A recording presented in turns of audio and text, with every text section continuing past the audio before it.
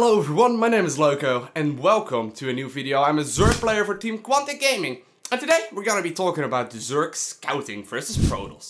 So scouting is sort of like a tricky subject because Zerg is always, and pretty much always has been, the responsive race. Obviously there are a lot of aggressive build orders like all-ins and all that kind of stuff that we can go for, but most of the time you will actually need to scout your opponent and figure out what he's doing and then respond to what he is up to.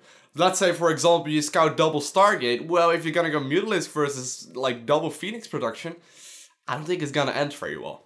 Okay, so Zerg scouting in a nutshell, how does it work?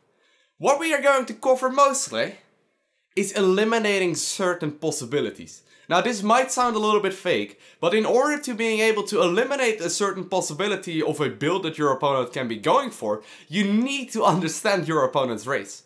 Let's say there's like 10-15 build orders that your opponent can go for and you scout the gases. For example, you scout a third and a fourth gas being taken super quickly from your Protoss opponent. That basically eliminates about half the potential build orders that your opponent can go for, because for example gateway and all-ins don't require that much gas. So, today we're going to be talking about Protoss. What possibilities does Protoss have and what can we expect from them? We're not gonna go into the actual scouting part just yet, that will come in a later video, but first we need to learn how to think like a Protoss and what a Protoss thinks about when he's going into the game. So Protoss is usually the aggressor in Zerg versus Protoss, right? Protoss is usually dictating how the game is gonna go because the Zerg, you know, we are kinda limited with the amount of all-ins and pushes that we can do, and they are quite easily countered by a good Protoss player. So usually it is the Protoss player dictating what is going on. So what can a Protoss do when he's on one base? So one base only, what can he do? Well, I'm only going to cover the possibilities that are still common and still happen from time to time, but honestly there's only one build that he can really go for as he's on one base. And that is the 4-gate, obviously. Probably everyone that is watching this video and played some Zerg has faced the 4-gate at least once, and that is one of the build orders that he can go for on one base.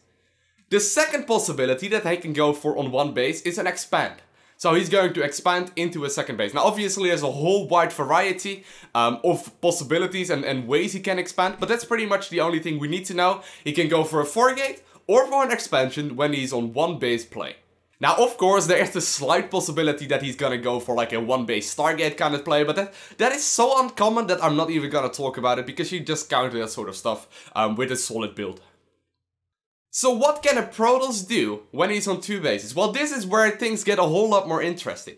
You know, on two bases you can support a whole lot more gateways. So you have like the gateway all-ins. This can mean like a 7-gate all-in, an 8-gate all-in, 7-gate with +1 attack all-in, blink stalker all-in, that sort of stuff. But they are all very much gateway centric. So that is possibility number one. He can go for a gateway all-in. The second option that he can go for is a Stargate sort of play. Stargate is basically meaning that he's either gonna go for Phoenixes or Void Rays. Obviously there's Tempests and all that kind of stuff, but once again that is extremely uncommon. So we're only going to be talking about the possibility that he can go for Phoenixes or Void Rays. So the third possibility that a Protoss can go for when he's on two bases is Templar play. Now this means he's gonna go for High Templar or Dark Templar, doesn't really matter. Both pretty much require the same amount of gas and have the same sort of setup. So that is the third possibility that he can go for. The fourth possibility that he can go for is some sort of robotics play. So that means he is gonna go for something like an Immortal, usually 1 or 2 Immortals, then followed up by Colossus, and oftentimes they also put up a few Observers all over the map. Now out of all the builds that he can go for, those 4 are pretty much the most common ones that you will see from a 2-base Protoss player.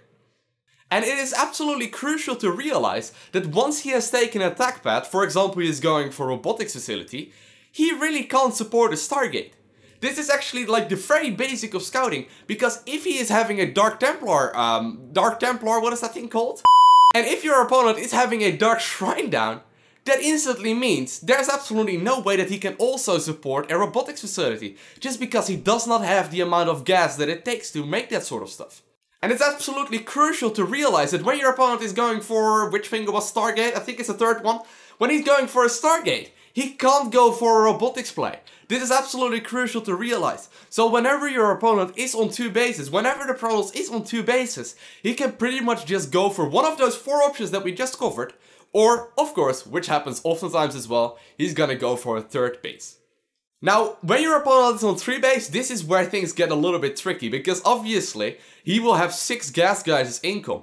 What this means is that he will not be able to support one of those things, so one of these build orders that we just talked about, but he will most of the time be able to support, for example, Robotics and Stargate, or Colossus and Dark Templar. You know, he can do a whole wide variety of stuff, and that is where stuff gets really, really tricky. Now, I'm going to be honest, most Zerg players pretty much die as far as 2 bases go. You're not usually playing versus 3 base because that is where things get really, really tricky. So you need to know exactly, and you will need to put your opponent on a build order whenever he is on 2 bases. Now there might be a few gimmicky build orders that do allow this sort of stuff, but those are just quite easily countered because he does not really have anything to back it up with anyway. Now, in the next video, I'm going to be covering scouting, and scouting is going to allow you to figure out which of those 4 builds, or 2 builds, whenever your opponent's on 1 base, but which of those build orders your opponent is going for. We're going to cover Overlord scouting, Gas scouting, and Zergling scouting. So that is going to be in the next video. I hope you guys enjoyed this video. Please don't forget to smile, and hopefully I will see you again. Oh, and by the way, if you enjoyed the video, please hit the thumbs up, as well as a favorite if you really want to help me out, because it helps me out a ton. Well, thank you guys all for watching, have an amazing day. Do not forget to smile, hopefully I will see you again. Bye! Now here's the golden rule if you want to improve as Zerg. Make as many drones as you possibly can without dying. Okay, let me repeat that again. Make as many drones as you can